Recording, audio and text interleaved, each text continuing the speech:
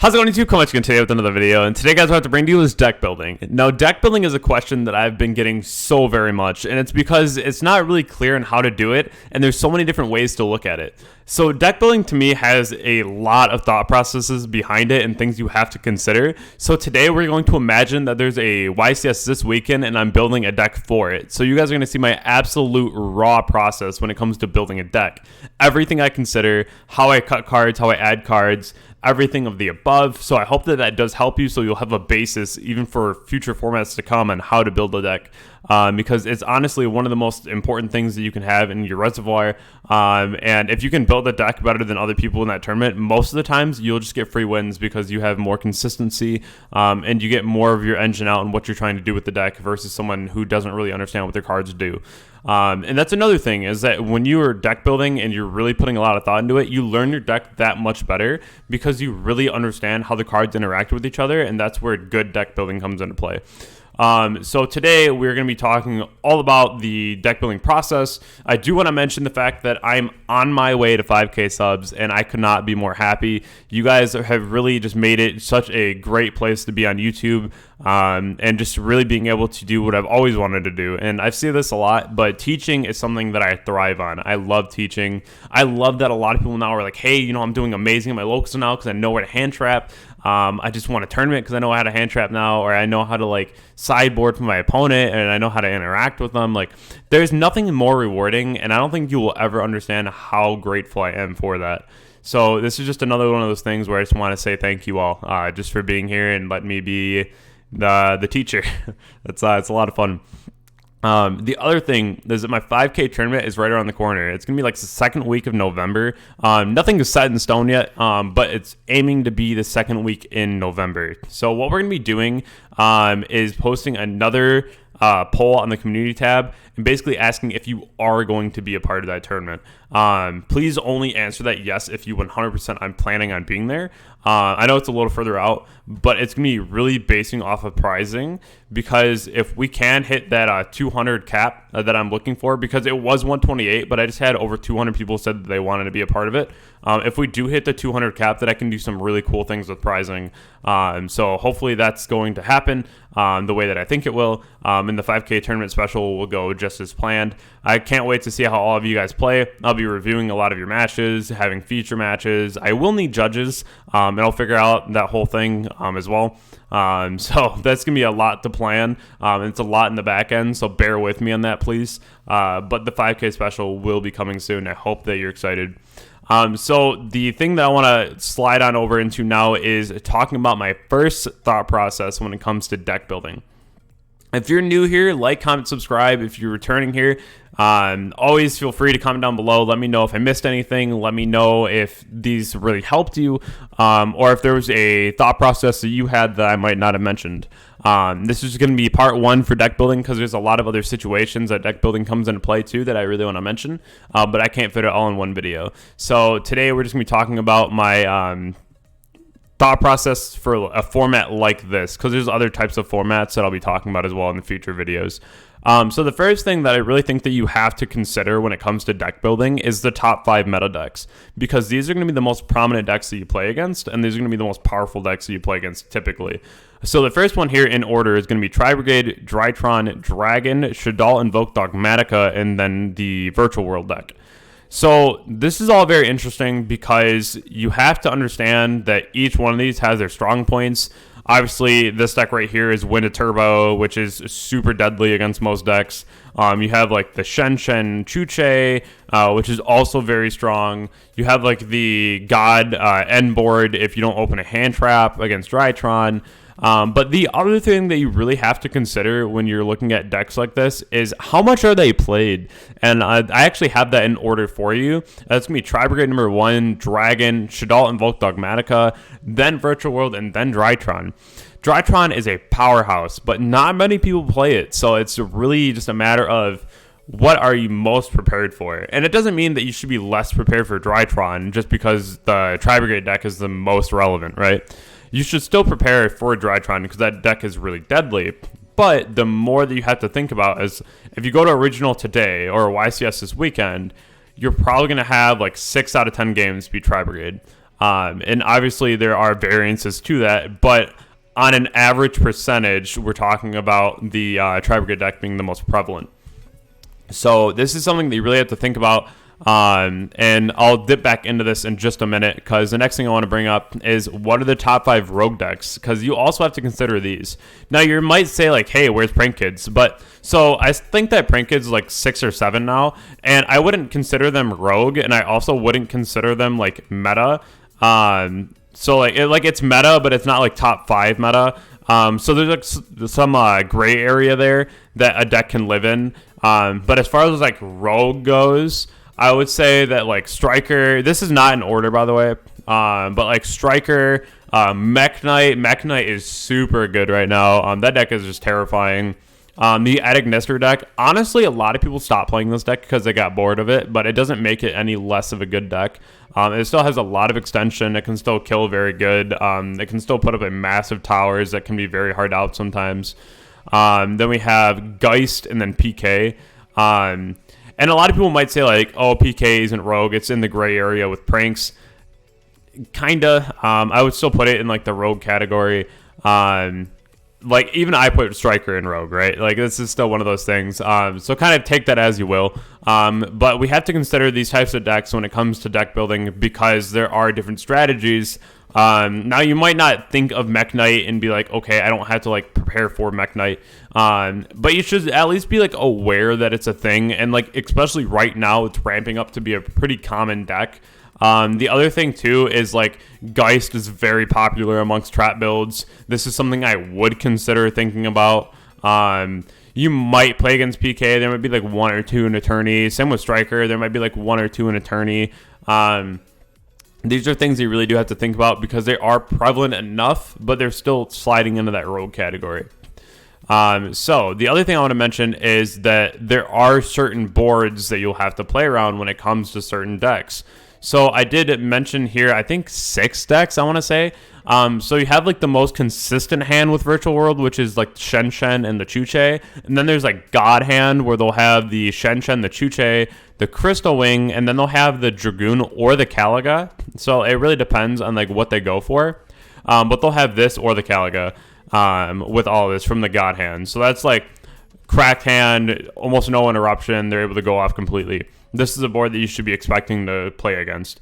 Next up here would be like the Dragon deck. They're either going to have the Hot Red or the Savage and a Seal as the most consistent hand. For those of you saying like, oh, what about Tiding? Like, it's not like consistent to get. Like, you're not just automatically going to have it. Because a lot of times you either need to hard open it or you need to see it off of like sending the Chamber with the Ravine. Which a lot of times you get like the Tiding once the Heretic Seal is gone, and then you summon out the Chamber and you add Tiding. So it really depends on like what your hand is, but the most consistent end board for Dragon would be the Seal plus a Negate. And then the God hand would be Seal, both of them, and then Tiding. And again, this is like straight up God hand, like absolute gas. And these are things you have to think about though, because they're like, okay, if I'm going to be playing against like maybe 2 or 3 Dragon in a tournament, I need to be prepared for interactions like this. That's why I play things like Meister, and when I play against Dragon, I always wait for the Heretic Seal effect in the graveyard, because I understand that this is a board that I'm going to have to play against. So we always have to try to make our deck somewhat good enough to be in comparison to these boards. And what's cool too is a lot of times, like if you have like a nice combo deck, if you can put up like a Negate and an Interruption, a lot of times that's just enough for them to not be able to kill you that turn and then be able to kill them the next turn. And that's what a lot of people don't realize. They always try to go for boards like this when all you really need is this. And a lot of people just don't really get that. But just try to keep that in consideration when you are like playing a combo deck, is you don't need to be really fancy. Like a Negate and Interruption is more than enough sometimes. Honestly, most times, but still important to note. When it comes to Drytron, they're like most consistent hands. There isn't like a God hand, because they kind of always have enough gas to do whatever they need to. Because like you're always going to be going up against like the Dragoon and Herald. If you Meister or Bell or their Meteona spell coming back to their hand, they won't get to the Ultimateness, and they'll just have like this. But like it's still really strong. But like their most consistent hands also just like this with the Herald. If they don't choose to go Dragoon. I've seen some builds cut the Dragoon, but it's more common with it. So these are just boards again that you have to consider, and this is where you'd consider like even on your sideboard. I know we're not talking about today, but you'd have like the Dark Rulers or the Droplets. Some people main like Droplet because of things like this, because this is like so degenerate otherwise. So just kind of keep this in mind as well. Same with the PK deck. It's just kind of like most consistent hands because like a lot of the hands still get them here. A lot of people are switching to the Utopic Future over Dragoon. I've seen a lot of these boards only end with like the one Fog Blade, and then they'll have like the one in Graveyard, so they get the pop on like the Rusty. This would be over here, and then they would just summon this back to its own, if that's not clear. But then there's also the builds with like the Dragoon will have like the double in here that I've seen a lot.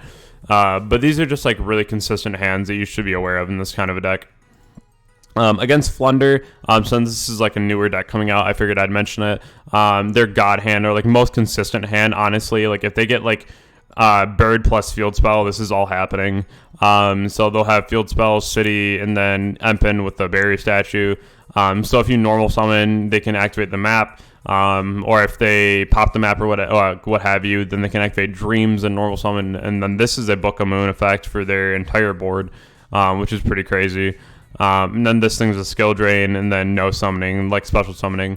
So that's also very, very important. This is like your typical end board that you'll see out of the Flunder deck. And then this is for the Sword Soul deck. The most consistent hand is going to be Cheese Out, the Grand Duke, and then Sudden Shift. God Hand would be like Cheese Out, Sudden Shift, Baron, and Dragite. So it's a Spell and Trap negate, Monster negate, Omni negate, and then Pop too. So again, just another thing that's very, very important to mention here, as it will be coming out very soon. Now, for the last one here, this is going to be, I just put God Hand here because without, like the most consistent hand for Tri-Brigade would just be Revolt and Appaloosa. The only thing that changes about God Hand would be the Double Dragon Lord. So this is like a Send, and then you have like a couple negates, and then you have like your Omen, which also is a nice search. Then I did add Saladin here just because I always like to mention something about Salad because it always randomly comes up at events. And I hear about people that like some like will just lose to Salad and be like, man, I haven't played against that deck in forever. So I just want to keep it in the back of your head that this is another deck out there that has a really good grind game. That's just going to be like your Wolf, your Roar, or your Rage, and then Dweller. So when it comes to ratios, I get a lot of questions about this. So when you have a card that's a 3 of, you have a heavy chance to see it, but you can also brick on it. And bricking on it doesn't like necessarily mean that it's bad because it really depends on the card, right? So like if I play 3 Engage back in Eternal format, I'm not going to complain about seeing an extra Engage. Bricking on it just means that you see more than one, right? So it doesn't necessarily mean like negative connotation when you say brick on it in this sense. You just have a very heavy chance to see it, and when it's at 3, you have a heavy chance to open more than one. So when it's at 2, it's least likely to brick and will still see it. So you'll still see it in your hand, but the odds that you will draw 2 of it are highly unlikely. Then just having the 1 of means that you usually have it, just it's a 1 of and you can't play more than 1. Or it's very searchable in the deck and you don't want to see it in your opening hand, and that's why you'd only play 1 of the card. So this is very important to note. Typically 2 ofs are my favorites. You guys will see me play a lot of 2 of hand traps, especially my most recent striker builds, because it gives you a lot of variance in your hand where like you don't see multiples of the same hand trap and you see like multiple hand traps, which is really nice. So you're actually able to stop your opponent and get like better hands through more variety. And then 3 ofs are cards that you just really want to see. So like example would be Desires going second. You want to see Desires going second so you have card advantage, especially in Striker, because once you have card advantage you should be able to get ahead really fast, and it also just puts an extra spell engrave, so that's really nice to know as well. But if you were ever curious about like ratios and why we play the ratios that we do, these are the explanations behind the current ratios that we run. So the biggest issue with the deck that we're going to build today, being Dragon, is that it's a Fishbowl deck. Yes, I said Dragon. We're not building Striker today, boys. I decided that we're going to change it up a little bit. So Fishbowl, if you're unfamiliar, means that your hands don't have any linear plays. you're really hoping to see like a starter and an extender in your hands, rather than seeing like card A and card B to do X combo. So Dragon is now what we call a fishbowl deck. Because again, the LP's gone and it has a lot of resources gone. It doesn't mean that it's bad, but it just has a lot of opportunity to have some really awkward hands because it's now a fishbowl. We're going to be talking about the next thing here being the strongest play that Dragon has. And so I just copied the effect here of the Chaotic Ruler, which essentially allows you to excavate top 5 cards of your deck and then add a light or dark amongst them to your hand. Which is very strong because it really affects deck building in a way that you wouldn't think. Because you can play different hand traps to be able to mill into them, especially if you're going first, so you have interaction with your opponent. So the best hits off of these right now are like the Phantasme, Lancia, Nibiru, Skullmeister, and that's why we play Meister over like Ash in this deck, because it's something that you can hit off of on the ruler, and that's really important because being able to like essentially search a Nibiru, a Lancia, a Meister, like it can be super game changing, especially like Lancia against like Tri Brigade. It's pretty insane. So you really have to be on top of things like this. Those cards in your deck, if you have them, they will heavily affect how you build that deck. That doesn't mean that it's bad. It just means that you have a lot of options. You have to really decide what the ratios you want to play and why it's important for the deck. And then also, you want to make sure that you don't brick on those cards just because you can get to them, but it doesn't mean you always want to see them. Especially being a fishbowl deck, it's hard to run multiple hand traps because you need multiple combo pieces to go off. So that's where it gets kind of tricky to run a deck like that. But it's still seeing a lot of success for many reasons, and we're going to be talking about that. So I'll go on to my next slide here, and that's going to be that we play Gamma. I didn't include this in the last slide because Gamma isn't a good hit off of Chaotic Ruler because you'll obviously already have monsters on the board unless you're playing like Lambda, which we're just not doing that. But the number one interaction in the deck that you really want to know is that Chaos Base with Gamma is insane. It leads to a lot of really crazy plays too. And this is something that we really want to consider in the deck because just having this interaction alone is super strong. And Gamma is a hand trap that not many decks can actually play right now. So it's something that a lot of people wouldn't really expect. And the fact that it negates and destroys is huge. This card alone is so impactful. And if you can run it, I always recommend to. But being able to just use a Gamma off an Ash that hits your Chaos Base is so strong.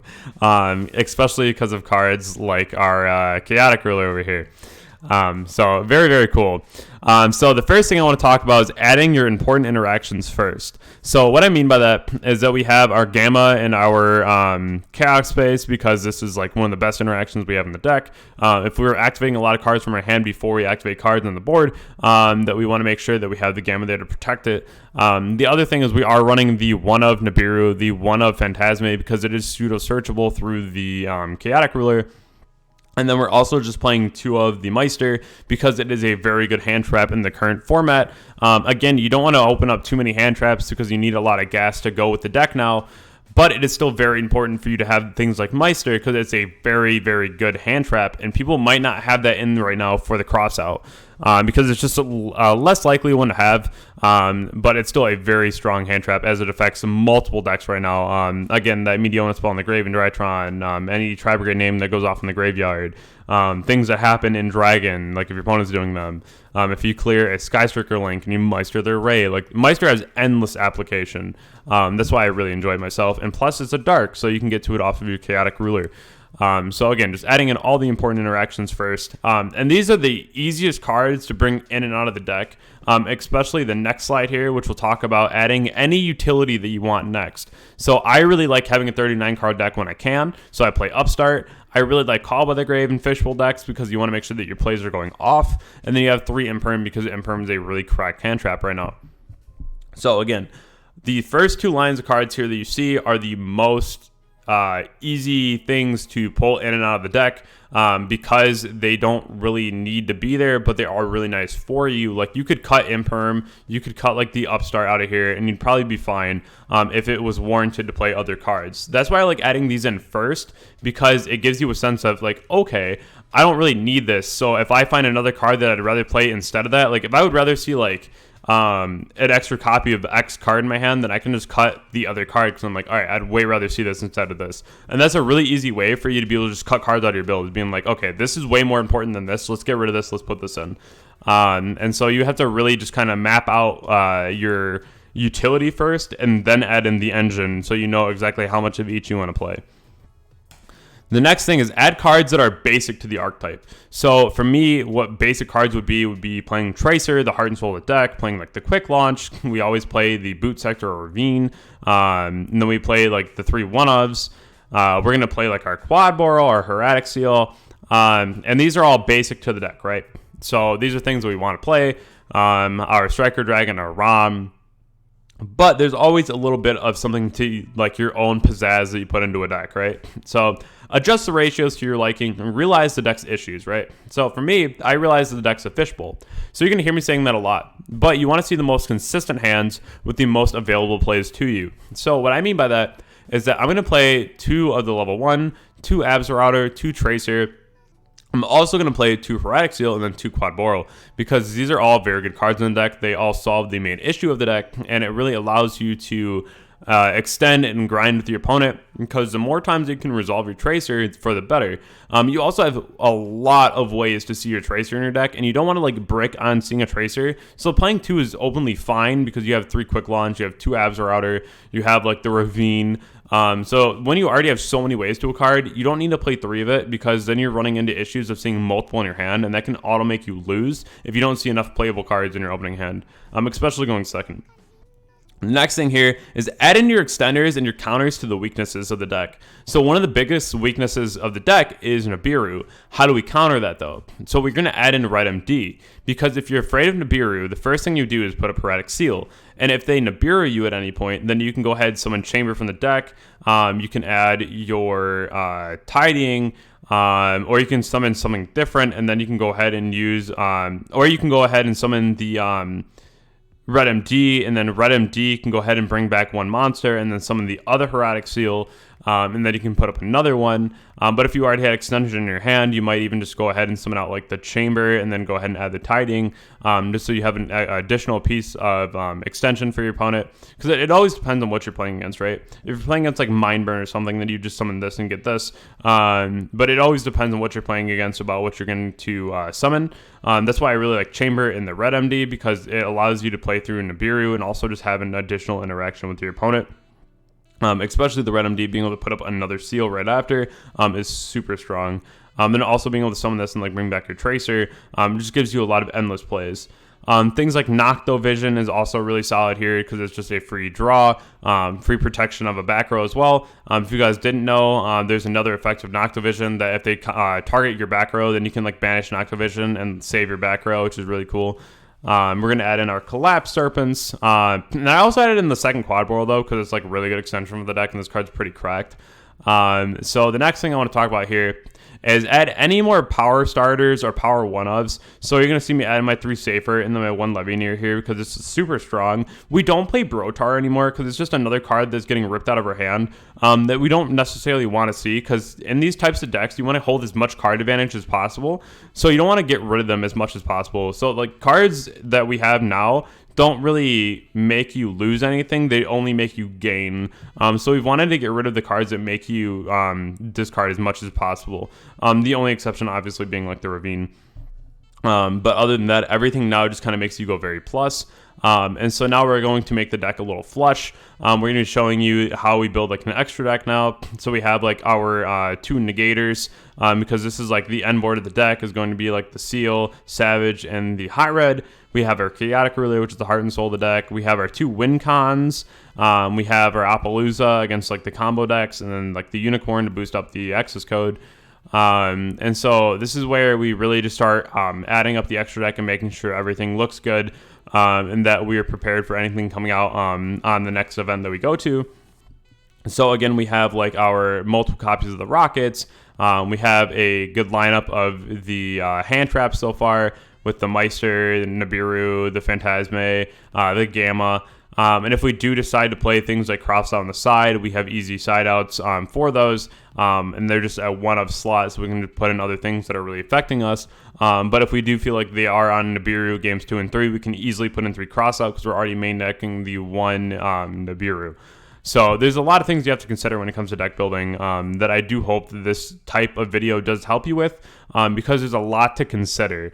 So whenever you're going through your build, you have to kind of piece it by piece, because when you're trying to look at utility, a lot of people try to make the deck first and then add utility, but I don't really think that's correct, because there's a lot of things that you like go to add and you're like, oh, I don't have room for it, I won't play it. So like you wouldn't play like a Meister or something, right? But if you add your utility first, it makes you understand your engine better when you add it into the deck, because you're like, oh, maybe I don't need 3 copies of this card. Like when you see like Tracer, when you're trying to fit everything together and you're like, man, I really don't need 3 copies of this card. Like I could just cut it to 2 and I already see it enough, and it gives me more opportunity to play more interruption with my opponent. That's why Dragon is so strong right now, is because it has so much room just to get interruption on it. But you also can play, if you really wanted to, you could cut a couple cards out of here and play cards like TTT. Because we already have like the utility cards I mentioned. You're playing like the Imperm. You can cut these and play like Droplet. You could cut like Upstart, Call By, and like the one of Phantasme and play like Triple Tactics. So there's so much room to like get around in the deck, that once you add in the utility, you can kind of look at the build from like a standing point, and then look down at it and be like, oh, I can definitely cut this and put 3 cards in here.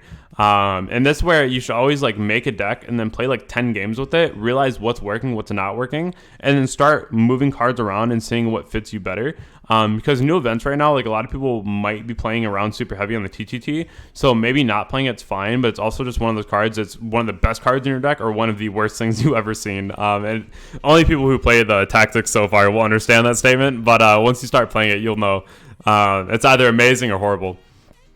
So I do hope that this video helped you guys. There's a lot of information here, and there will be multiple parts to this. You guys already see this video has been longer today, but there is a lot of things to show and a lot of things to go over, showing end boards and really understanding what you're going to have to play against as far as relevancy goes in your build. So again, I hope this helped you guys. If it did, definitely like, comment, subscribe. Let me know what you thought. If you are excited for the part 2, tell me things that you would like to add to part 2. There's definitely a couple things already in my head that I'm thinking about, but definitely let me know what you'd like to see as well. I hope that everyone has a wonderful day, and I'll catch you guys all in the next video. Thank you.